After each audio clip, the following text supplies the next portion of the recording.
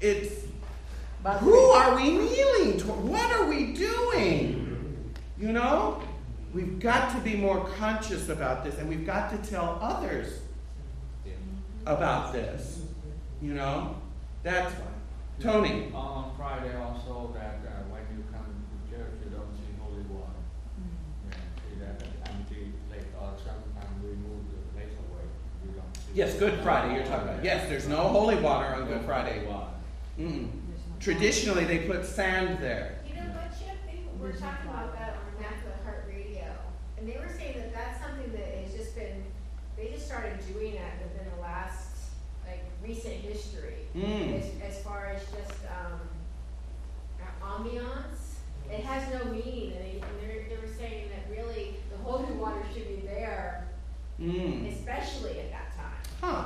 So it's I don't know about that. that. It's just been sort of, there's no real history behind it. Huh, that's interesting. Some LA parishes have emptied their holy water already for the entire Lent season, which I thought was kind of weird. That's a little extreme. That is extreme. They have them. Rob? You can correct me, but my understanding is that when you change the flag, you do it the right side, the right leg. Yeah. Yep. That's for God. And when you do it to the left, it's for royalty and American national and things. Huh. I've never heard that. So you The bottom line is giving the reverence where the reverence is due. And it's an acknowledgement of the real presence of Jesus in the Eucharist. The image of the crucifix is nice, and it is a devotion, but it's not the real presence. I get that, but what I'm also, you see, there's I don't know, Catholics spend a lot of attention to images. Yes. The image of Mary, the ear. You see people spend time, Yes. genuflecting and praying to almost all of those things, all of those images. Yes. Yes. You know, Yes. so I think it's their understanding. And I would like to lift it up a little bit more. Yes. That's what I'm saying. Lift it up a little bit more. Yeah. It's good. It could be better. Let's put it that way. Let me finish the message to the churches. We got 5 more minutes. Any more?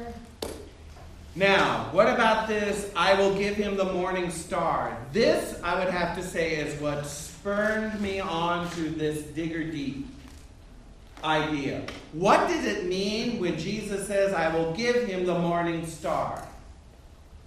I didn't understand that. So, I looked further.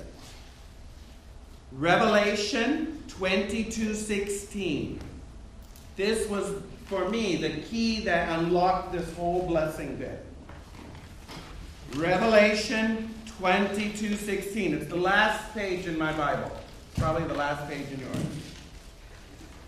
Revelation 22:16. I, Jesus, have sent my angel to you with this testimony for the churches. Oh, this is the end of the Bible. But it sounds like the beginning. Right? I have sent my angel with you with this testimony for the churches. I am the root and offspring of David, the Bright morning star. Who is the morning star? Jesus. But what does Jesus say we will get if we overcome? I will give you the morning star. Who is the morning star? Jesus. Jesus gives us himself. You see that? That's what all of these rewards are. Jesus giving himself to us. A transposition is occurring. Less of me, more of Jesus. Keep going. He who conquers shall be clad in white garments. I will not blot his name out of the book of life. I will confess his name before my Father and before his angels. Turn to 1 John, not the Gospel. 1 John 2:1. Page 201 if you have my Bible. It's not that far from the end. Don't go too far. It's just a few pages. Look, it's a few. 1 John. My little children. I love John. He is my favorite apostle, I'm telling you. This is his father's heart talking to his congregation. My little children, I'm writing this to you that you may not sin. But if anyone does sin, we have an advocate with the Father, Jesus Christ the righteous. He is the expiation for our sins, and not only for ours, but for the sins of the whole world. He is our advocate. He confesses us before the Father. Did you see that?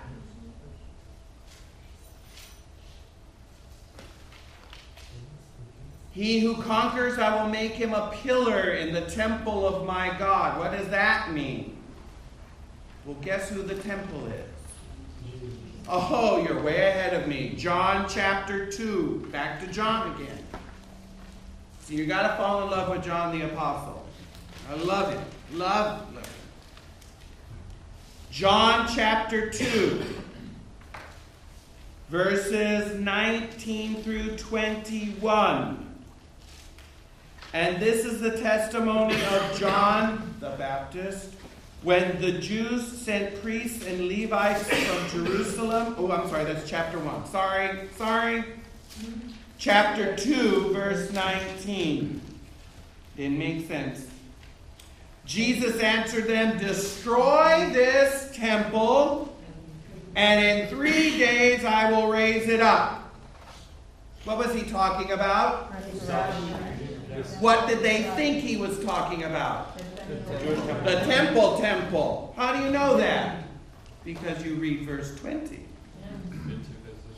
The Jews then said, it has taken us 46 years to build this temple, and you will raise it up in 3 days? Verse 21 is the kicker. Are you ready? Brace yourself. But he spoke of the temple of his body. So who's the temple? Jesus. And who does he make a pillar in his temple? Us. You see that? And Peter already talked about that. We're built up like stones into this temple. Yes? Are you getting the picture? By the way, Jesus is not only the temple, he's greater than the temple. Matthew chapter 12. Matthew chapter 12, verse 6.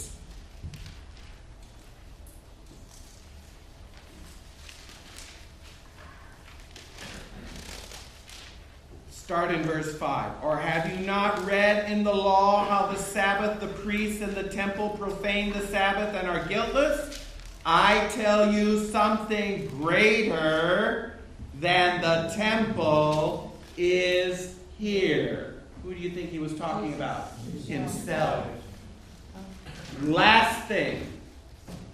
He who conquers, I will grant to sit with me on my throne as I myself conquered and sat down. Jesus has conquered death, hell, and Satan. Revelation chapter 1. We're kind of right back where we started from. Revelation chapter 1. Verse 17. But when I saw him, I fell at his feet as though dead.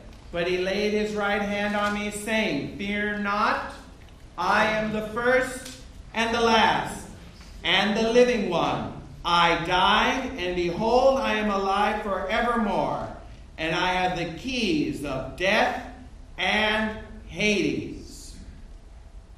He has all the authority. He has it, and he gives it to us just as he got it from his Father.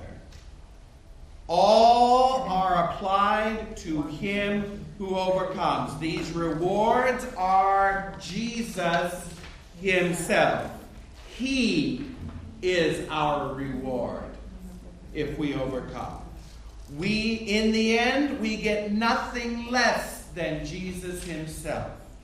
We become partakers of the divine nature, as 2 Peter 1:3-5 says. As he took upon himself humanity, so we will take upon ourselves a share in his divinity. What Christ is by nature, we will share in by grace. That is the message of the churches. And why is it written in this form? Because each of the items, the tree of life, the manna, the temple, these are also clues into salvation history.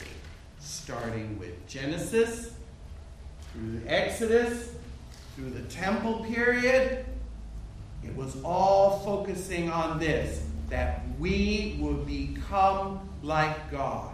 What we lost in the garden, we gain back greater than what Adam and Eve had. Our reward is nothing less than Jesus himself. Thank you. And I've kept you way too long. I will see you next week. We're going to go into heaven. What was the last one? First and third? 2 Peter 1:3-5. 2 Peter.